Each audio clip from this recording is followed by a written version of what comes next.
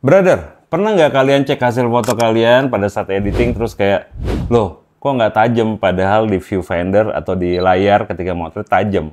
Padahal nih objeknya diem, cahayanya cukup ya, lightingnya cukup, tapi hasilnya kok nggak tajam. Nah brother, di video kali ini gue bakal share trik-trik supaya foto kalian tajam. Nggak peduli kameranya apa, supaya setiap momen bisa detail dan crispy. Nah brother, hampir semua fotografer ngerasain frustasi ya, pada kamera bagus, tapi kadang hasilnya nggak kayak orang lain yang punya kamera yang sama gitu. Tapi tentunya ya semua fotografer juga, termasuk gue, setelah eksperimen dan trial error, kita tuh akan dapetin satu rumus supaya foto kita tuh bisa tajam dipakai di semua jenis kamera. Nah, trik ini bukan cuma buat gear mahal ya brother, karena entry level kamera pun kalau pakai cara yang benar, trik yang benar, maka hasilnya juga akan sama tajamnya. Nah, brother, yang pertama adalah shutter speed. Jadi, brother, kalau kalian pakai shutternya terlalu lambat, getaran kecil dari tangan aja tuh akan bikin gerakan objek kerekam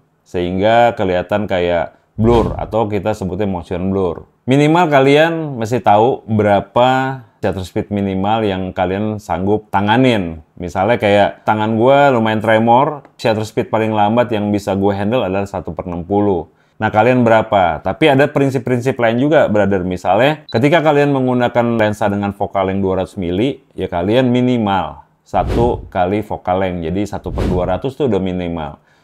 2 kali focal length akan lebih aman, ya. Akan menjamin kalian lebih tajam, ya. Karena nggak terlalu banyak gerakan, ya. Karena si shutter speed-nya udah cepat. Kalian ingetin nih, kalau kalian pakai lensa panjang terutama atau zoom, naikin shutternya supaya getaran lensa nggak ganggu.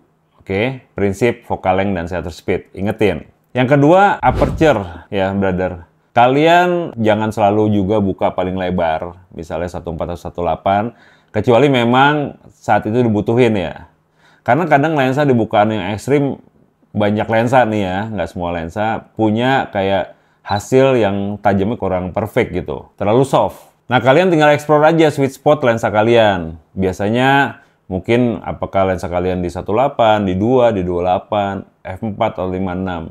Di mana detail dan tajamnya optimal, disitulah kalian bisa tahu di mana kalian outputnya juga akan maksimal. Nah, brother, kemudian mengenai fokus yang tepat ya, dan juga mode autofocus misalnya. Kalian pastiin objek utama ya. Biasanya mata model ya, kalau potret kan di mata nih. Ada di titik fokus yang kita incer nih, yang kita tuju. Kalau kamera kalian punya satu feature yang namanya eye autofocus, itu bakalan lebih bagus lagi, sehingga fokus tuh akan benar-benar langsung ngincer mata, brother. Nah, itulah yang banyak kamera sekarang berlomba-lomba untuk membuat lebih bagus lagi, lebih bagus lagi, lebih bagus lagi. Jadi kalian mesti pakai feature-nya. Nah, kemudian kalian eksplorasi mode autofocus yang biasanya kan ada autofocus single ya, atau single autofocus. Kapan kalian makainya, kemudian kapan kalian pakai continuous focus atau autofocus continuous, kapan bahkan kalian pakai aja standarnya auto. Nah, kalau gue sendiri, gue akan pakai autofocus single ketika memang objeknya nggak bergerak gitu ya, kayak misalnya foto produk, foto food ya. Ya, jadi objeknya diem nih, ya kita pakai autofocus single aja, aman-aman aja. Tapi ketika objeknya bergerak-gerak, cepat lagi, maka autofocus continuous akan sangat ngebantu. Di kondisi yang mix misalnya, ya kalian bisa juga setting di autofocus auto. Kalau gue sendiri gimana? Kalau gue lebih seneng setting di autofocus continuous. Jadi secara default, autofocus gue di kamera adalah autofocus continuous. Nah, brother, ini satu tips yang kalian mesti sering latihan juga sih, yaitu belajar menahan nafas.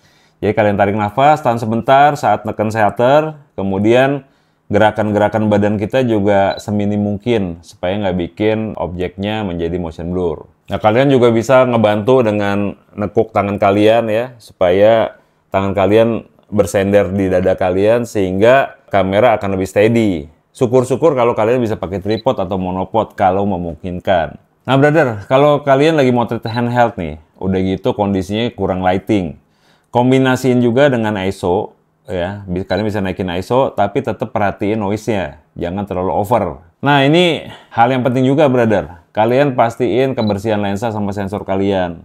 Bersihin kalau habis motret ya, pakai cleaner ya, supaya debunya nggak nempel. Karena pada saat motret biasanya kita jarang banget ngebersihin kamera. Jadi ngebersihinnya mendingan sehabis sesi motret, sehingga ketika kalian pakai kamera lagi, itu udah clean. Nah, kenapa tips ini gue bikin, brother, di konten ini ya? Karena banyak sekali fotografer termasuk gue, motret di ruangan yang minim cahaya, ya. Jadi shutternya kadang-kadang lambat kalau kita pakai auto, ya. Kemudian hasilnya nggak kelihatan, sedikit motion blur, tapi ketika diedit masuk komputer baru udah kelihatan tuh, dan panik pasti. Nah, brother, dengan ngikutin tips ini, gue yakin foto kalian yang mungkin sebelumnya banyak blurnya akan menjadi lebih detail, lebih tajam. Mata dan rambut akan kelihatan lebih crispy, dan fotonya pastinya akan jadi lebih bagus. Nah, kalau kalian aplikasikan tips ini terus-menerus, pastinya akan jadi kebiasaan, dan hasil foto kita ya akan bakal makin konsisten dan tajam. Jadi, brother, kalau kalian pengen foto yang tajam, ingat ya, sekali lagi, gunain shutter speed yang cukup. Kalian harus pahamin sweet spot dari lensa kalian, terutama aperture-nya. Kemudian fokus ke detail yang penting. Kalau di potret tentu aja mata, ya. Atur eye autofocus. Kemudian stabilkan tangan kita, tips kecil tapi krusial banget menurut gua. Dan selalu bersihin gear kalian ketika kalian habis motret. Oke, brother, semoga trik ini bisa bantu kalian dapat foto tajam setiap kalian motret. Baik potret, landscape, atau street. Dan kalau kalian punya trik tajam sendiri yang selalu kalian pakai, kalian bisa share di komen di bawah ini. Supaya kita semua belajar bareng. Oke, brother, sampai ketemu di video-video berikutnya. Tetap motret, tetap eksperimen, enjoy, dan salam jepret.